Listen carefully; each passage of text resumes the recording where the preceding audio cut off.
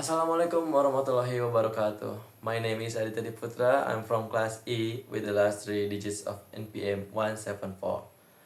For this assignment, I will present the result of my analysis about the speech Jay Walker tells about in the TED Talks or in the video or the YouTube or in the speech of the YouTube.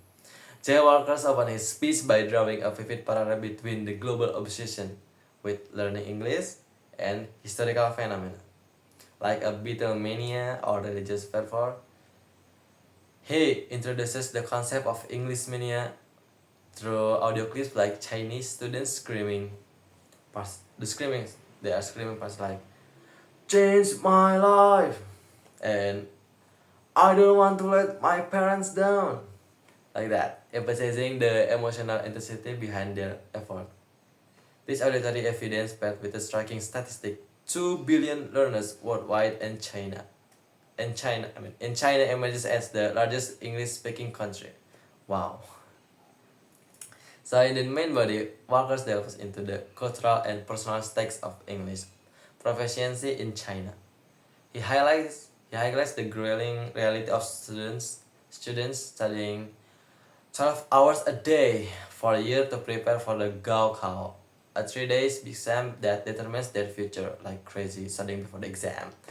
The repeated chance of "I want to speak English perfect," perfect English, and the focus on avoiding failure like "I don't want to let myself down" illustrate the societal pressure and depression failing in this mania. Workers position English not merely as a subject but as a lifeline, a tool to secure a better job, education, and then dignity. I can say that Walker's addresses potential criticism by reframing English as a unifying force than a threat to linguistic diversity. He argues that English functions as a second language, enabling collaboration on the universal challenges like climate change and poverty. Unlike mathematics, the language of science, I could say, or music, the language of emotions, is the language, English, he claims, is the language of problem solving, adapted voluntarily by the world rather than imposed by Western dominance.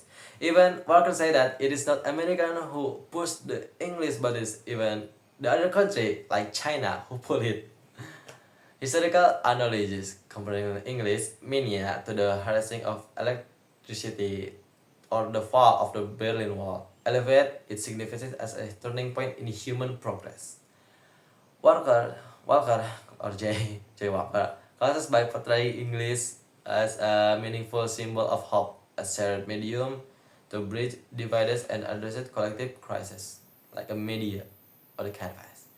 And speech method that Walker said or delivery that Walker's approach blend multisensory engagement, persuasive rhetoric like he's so persuasive, and then narrative storytelling. He opened it with audio clips of children chanting, creating an immediate emotion connection, and making abstract concept of mania physical.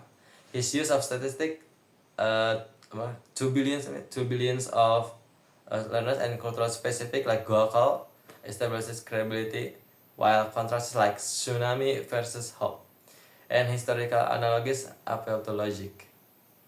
The speech is structured to the mirror a journey, starting with a relatable example of mania, diving into personal struggles, and then culminating in the global vision, which keeps the audience engaged. Message of the speech in this speech, Jay Walker say that the message is that the frenzy to learn English reflects as collective aspiration for connection and progress, not cultural erasure by framing English as a pragmatic tool rather than a replacement for native language. We must love our native language because that is language of life. He positioned that its bridge for global collaboration, the mania, in his view, signaled a historical shift toward a world united by shared goals, where English serves as the lingua franca for solving humanity's greatest challenges for a better future, of course. Maybe, yeah, that is from me. Thank you for the attention. Wassalamualaikum warahmatullahi wabarakatuh.